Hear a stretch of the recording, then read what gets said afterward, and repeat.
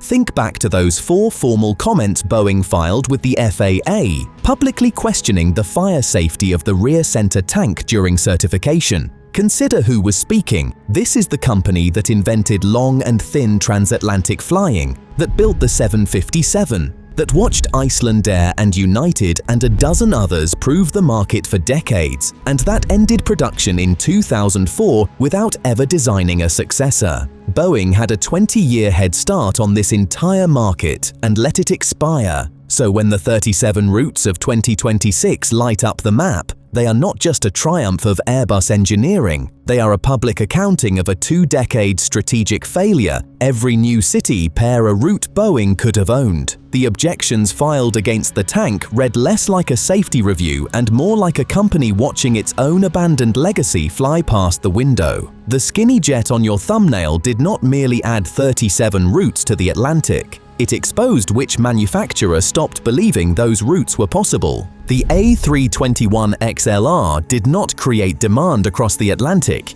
It revealed demand that was there the entire time, waiting for an aircraft that had stopped existing. Which brings us back to where we started, the rule: fill a wide body or stay home. For 50 years that rule decided which cities mattered, and the industry treated it as a law of nature. But you have now seen the whole arc, and you know it was never a law of nature. It was a limitation of the fleet, mistaken for a limitation of the world. The 757 disproved the rule 40 years ago, and ETOPS made the proof legal, and Icelandair made the proof a business model, and the industry looked at all of that evidence and still let the capability die because the only company that possessed it declined to renew it. For 20 years the rule survived, not because it was true, but because no aircraft existed to contradict it. Then Airbus built the contradiction into a fuselage, and the regulators spent 5 years writing new rules to make sure it could crash without burning, and in the summer of 2024, the contradiction got its papers. Everything since has followed with a kind of inevitability. The quiet landing in Tampa, the 50 aircraft order, the 37 new routes, Raleigh talking directly to Dublin for the first time in the history of either city. So here is the small thing to take with you. The next time you book a flight across the Atlantic, slow down for 5 seconds and look at the equipment line on the booking page, the part almost nobody reads. If it says A321XLR, understand what you are actually looking at. Beneath the floor of that cabin, behind the wheel bay where the cargo used to ride, sits the rear center tank, 12,900 liters of range that took 5 years, 2 regulators, 900 flight test hours, and a fight with Boeing to earn the right to exist. At the start of this video, it was just a tank with a plain name. Now you know it is the single component that broke a 50-year rule and redrew the map of an ocean. The wide bodies still cross the Atlantic every night, and they always will. But the rule is dead.